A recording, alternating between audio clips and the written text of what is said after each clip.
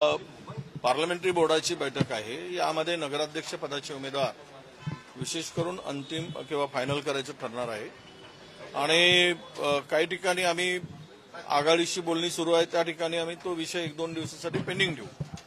पण बऱ्याच ठिकाणी आता आज उमेदवार नगराध्यक्ष पदाचे उमेदवार अंतिम करण्याची ही बैठक आहे आणि अंतिम होती। पण अनेक ठिकाणी 2 राष्ट्रवादी एकत्र आलेले आहेत, काही ठिकाणी महायुतीच्या पक्ष सुरू केलेला आहे। अशा ठिकाणी तुम्ही काय करणार आहात? तिथे आम्ही स्वतंत्र लढू। आम्ही महायुतीमधील कुठल्याही घटक पक्षाशी युती करणार नाही। ज्याला कोणाला जायचं असेल त्यांनी जावं, त्यांच्याबरोबर आम्ही नाही। मनसे आणि वंचित सुद्धा आहे, यांच्यासोबतचा काय स्टँड आहे? नाही, वंचितच्या ठिकाणी बऱ्याच ठिकाणी आमच्या बोलणी सुरू आहे स्थानिक पातळीवर आणि वंचित बरोबर अनेक ठिकाणी युती होताना आम्हाला दिसते आहे। विशेष करून बीएसपी बरोबरही काही ठिकाणी आमच्या स्थानिक पातळीवर निर्णय घेतलेला आहे। आता राहिला विषय की म्हणजे महाविकास आघाडी म्हणून, तर महाविकास आघाडी म्हणून आम्ही एकत्र लढणारच आहोत। ज्या ज्या ठिकाणी त्या सगळ्यांच्या बैठक होऊन अंतिम झालेला आहे त्यांना आम्ही हिरवी झेंडी देणार आहोत आणि तो ते ठरलेला आहे। सर, भाजपच्या विरोधात स्थानिक स्तरावरती सर्वच पक्ष एकवटताना पाहायला मिळतात। अशा पद्धतीने जर काँग्रेस भाजपला हरवण्याकरता स्थानिक स्तरावरती मदत करण्याकरता एकत्रित येईल का? कारण की कणकवलीत तसा प्रयोग होताना पाहायला नाही, कणकवली हा काय अपवादात्मक असेल? पैसा, संपत्ती, धन, ताकद, काय त्याला दडपशाही, दादागिरी, हे यावर कुठे काही निर्णय होत असतील तर ते त्या ठिकाणी तो निर्णय वेगळ्या पद्धतीनं काय विचार व्हायचा होईल। मुळात महाराष्ट्रामध्ये काय भाजप म्हणजे काही सर्वोपरी झाला आहे ना, ते सत्तेच्या भरोशावर आणि पैशाच्या भरोशावर, धनाच्या भरोशावर सगळंच काही त्यांच्या बाजूला होईल असं नाही। लोकांच्या मनामध्ये आज जे काही चाललंय किंवा वातावरण आहे महाराष्ट्रातलं, त्यामध्ये स्थानिक पातळीवर स्थानिक स्वराज्य संस्थांच्या निवडणुकामध्ये नक्कीच लोक महाविकास आघाडीला कौल देतील, हे वातावरण आहे। सर, पुणे जमीन गैरव्यवहार प्रकरणात अद्याप देखील पार्थ पवारांवरती कोणता गुन्हा दाखल झालेला नाही किंवा अजित पवार या सगळ्या प्रकरणावरतून हात झटकताना सातत्यानं पाहायला मिळतं। ते कसं आहे, तेरी भी चूप मेरी भी चूप, तो भी खा मैं भी खाऊंगा। आपण चोर चोर मावशे रे भाऊ, तू माझं काढू नको, मी तुझं काढणार नाही, असं सध्या राज्यात चाललेलं आहे। सर, राज्यात पुन्हा एकदा कायदा सुव्यवस्थेचा प्रश्न निर्माण झालाय। सांगलीमध्ये दलित महासंघाच्या अध्यक्षाची केक कापताना हत्या करण्यात आली आणि जमावाने हत्या करून त्यालाही मारलं। कुठे राज्यात कुठे कायद्याचं राज्य चाललं? राजेशाही, हुकुमशाही, दादागिरी हे सगळं असंच चाललेलं आहे। काही संपलं नाही। यांना स्वतःचा नाकर्तेपणा संपवायसाठी कायदा सुव्यवस्था जेवढी बिघडवता येईल तेवढी बिघडवण्याचं काम सुरू झालं आहे। मग त्यामध्ये हिंदू मुस्लिम असतील किंवा मंदिर मस्जिद असेल, भारत पाकिस्तान, हेच मुद्दे आहेत। यापेक्षा दुसरे मुद्दे कुठले आहेत भाजपकडे? या मुद्द्याला घेतात, त्यांना शेतकऱ्यांच्या प्रश्नाच्या संदर्भात काही अडचण म्हणजे बोलता येत नाही। शेतकरी आत्महत्या करतोय, कर्जमाफी आहे, त्यावर ते बोलत नाही।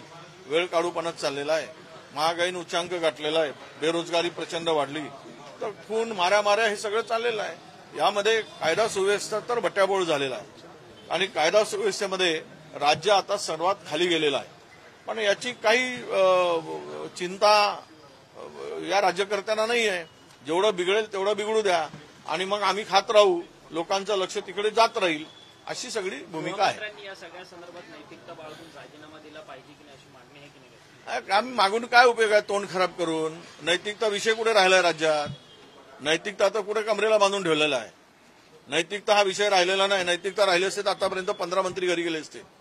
नैतिकतेची चाड नाही, नैतिकतेची लाज नाही, नैतिकतेचा गुण नाही, त्यामुळे त्यावर बोलण्याचा काही मला वाटतं बोलणं काही उपयोग होणार नाही। तुळजापूर ड्रग्ज प्रकरणातील जे आरोपी आहेत त्यांचा भाजपमध्ये पक्षप्रवेश झाल्याची माहिती मिळते आणि या सगळ्या संदर्भात खासदार सुप्रिया सुळे यांनी मुख्यमंत्र्यांना पत्र लिहून या सगळ्या संदर्भातला जाब जो आहे तो विचारला नाही। आता ड्रग्सवाले आहेत, माफिया आहेत, बुकी आहेत, यांच्यासाठी नवीन मशीन आणलेली आहे त्यांनी आणि त्या मशीनमध्ये ते घालतायत।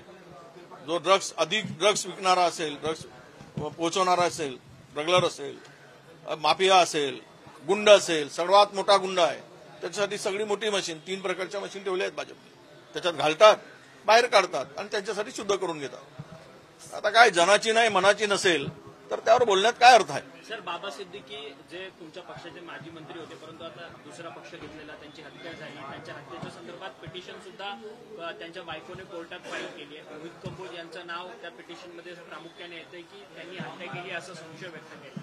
नाही, चौकशी निपक्ष झाली पाहिजे. आता कोर्टानेच करावं. आमच्या आता न्यायालयावर आहे विश्वास. जे काही थोडा बहुत आहे मुद्दाम वापरतो तो सार्थकी ठेवावा.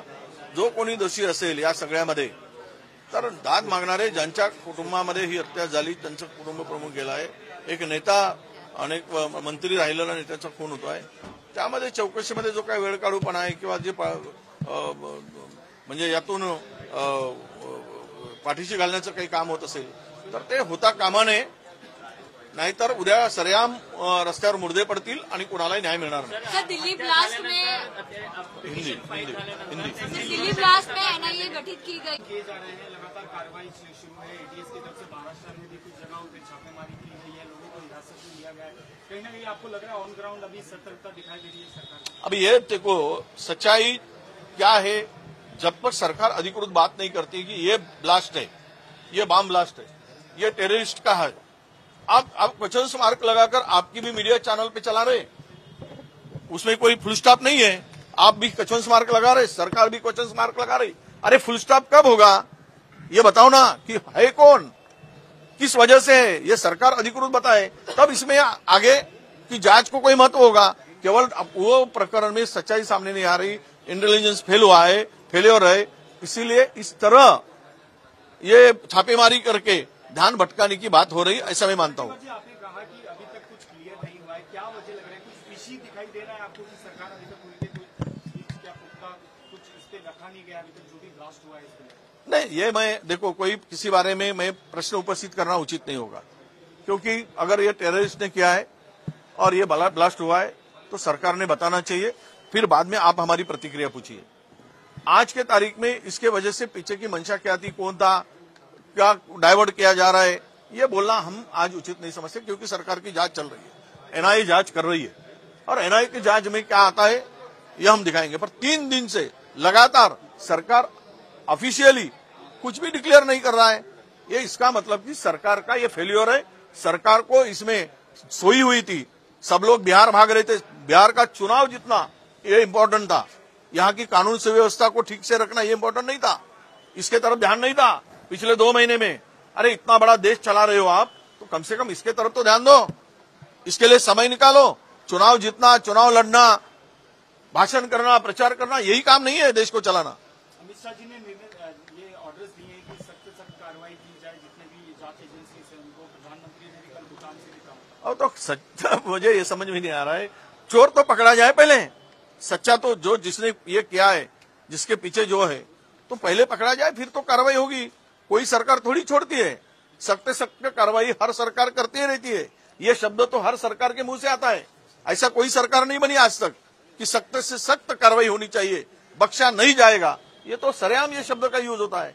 पर कब होगा, किसके ऊपर होगा, कब पकड़ा जाएगा, ओरिजिनल जिसने ये किया है उसके ऊपर कब कार्रवाई होगी, ये सब बातों का अभी उत्तर आने का है. सवाल जो है उसका जवाब नहीं आता है. तब तक हम लोग इस बारे में ज्यादा बात नहीं करेंगे.